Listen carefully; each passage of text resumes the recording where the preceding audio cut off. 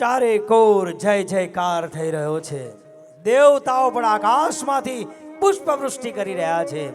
થોડી જ વારમાં સ્વયંવરની શરત મુજબ સીતાજી હાથમાં વરમાળા લઈને પધારે છે. બોલો અને શ્રી સિયાવર રામચંદ્રજીને પહેરાવે છે. રામચંદ્ર ભગવાનની જય. સીતાજી તો શ્રી રામને વરમાળા પહેરાવે છે, પણ આ ધનુષ્ય તૂટવાનો અવાજ એટલો ઘોર અને પ્રચંડ હતો કે ત્રણેય લોકમાં અવાજ સંભળાયો છે. પૃથ્વી ડોલવા લાગી અને એમાં જે અવાજ સાંભળીને બ્રાહ્મણ અધિપતિ ભગવાન પરશુરામ ત્યાં અત્યંત ગુસ્સામાં આવી જાય છે.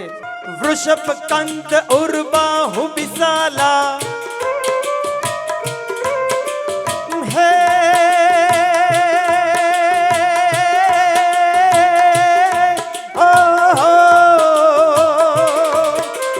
વૃષભ કંદ ઉર્બાહુ વિશાલા ચારુ જનેઉ માલ મૃગ છાલા. બળદની કાંધ જેવી કાંધવાળા, વિશાળ છાતી અને ભુજાઓવાળા, સારી જનોય અને માળા અને મૃગ ચર્મ ધરનારા. વૃષભ કંદ ઉર્બાહુ વિશાલા ચારુ જનેઉ માલ મૃગ છાલા. કટિ મુનિ બસન તૂન દુઈ બાંધે ધનુસર કર કુઠારુ ગલ કાંધે. જેમણે વલ્કલ વસ્ત્રોથી કસેલી કટી પર બે ભાથા બાંધ્યા હતા, એવા હાથમાં ધનુષ્ય ધારણ કરેલા, કાંધ પર વલ્કલ વસ્ત્રોથી કસેલી કટી પર બે ભાથા જેમણે બાંધ્યા હતા, એવા પરશુરામજી ક્રોધમાં વિકરાળ પશુ સાથે સભામાં આવી પહોંચ્યા છે. ગુસ્સામાં લાલ ચોળ થયેલા પરશુરામજી હાથમાં પોતાનું પરશુ લઈને ભગવાન શિવજી જાણે તાંડવ કરતા હોય તેવા ગુસ્સામાં ત્યાં આવી પહોંચ્યા છે. સમગ્ર સભાજનો, રાજાઓ, મહારાજાઓ બધા જ ગભરાઈ ગયા છે. કેટલાક તો પોતાના સ્થાનની નીચે સંતાઈ ગયા છે. પરશુરામજી જેમની સામે જોવે પોતાના પિતાનો પરિચય આપવા માંડ્યા છે. બાપજી, તમે અમારા ગામમાં આવ્યા હતા ને ત્યારે મારા પિતાએ આપની સેવા કરેલી, એવું કહી કે પિતાની યાદ અપાવતા દંડવત કરવા લાગ્યા છે. મહારાજા જનક પણ ત્યાં આવી પહોંચ્યા છે. પરશુરામજીને દંડવત કર્યા છે, હૃદયના ભાવથી નમસ્કાર કર્યા છે. બધાને એવું થાય છે કે કદાચ જો પરશુરામજી હમણાં મારવાની શરૂઆત કરે તો હું મારા પિતાની ઓળખાણ આપીને જરા લાગવગ ચલાવી લઉં કે હું તો તમને ઓળખું છું, મારા પિતાજીએ તો તમારી બહુ આગતા સ્વાગતા કરેલી, હું તો ઓળખી દઉં છું તો હું બચી જાઉં. એટલે બધા જ દોડી દોડીને પરશુરામજીને કહે છે કે હું તો ફલાણા રાજાનો દીકરો, એમને આશીર્વાદ કરે છે કે તમે તો મારે ત્યાં પધારેલા, જમ્યા હતા. પણ પરશુરામજી અત્યારે ખૂબ ગુસ્સામાં છે. પણ જનક રાજા બહુ હોશિયાર છે. હો ભાઈ, જનક રાજાએ જોયું કે પરશુરામજી અત્યારે અત્યંત ક્રોધિત છે, એટલે જનક રાજા સૌથી પહેલા તો સીતાજીને બોલાવે છે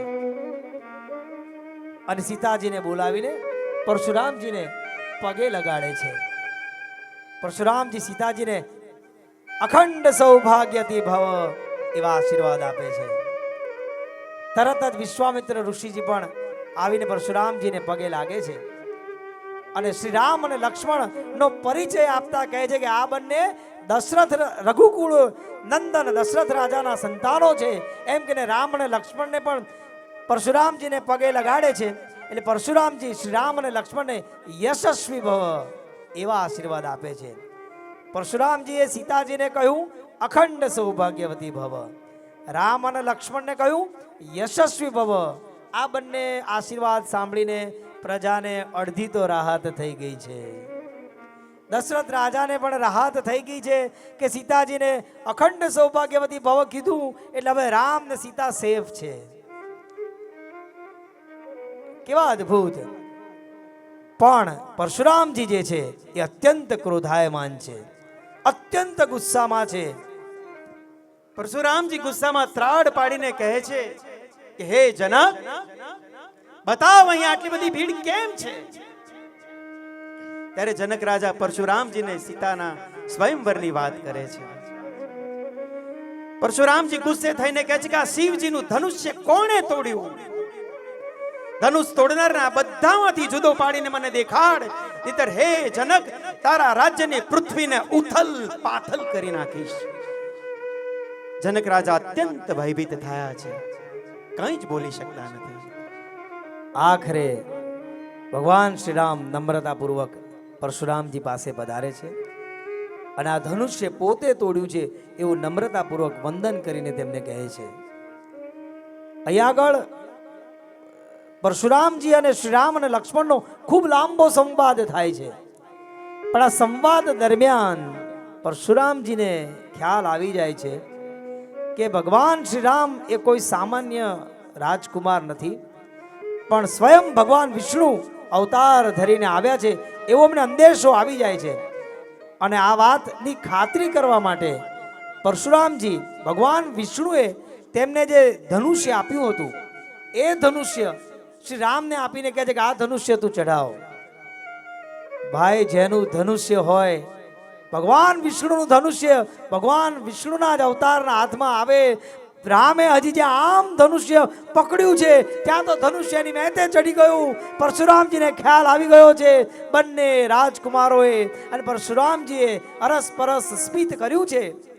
શ્રી રામ અને લક્ષ્મણ પરશુરામજીને વંદન કરે છે. પરશુરામજી આશીર્વાદ આપીને ત્યાંથી પોતાના નિજ સ્થાને પાછા પરત પધારે છે. બોલો શ્રી પરશુરામ ભગવાન કી જય.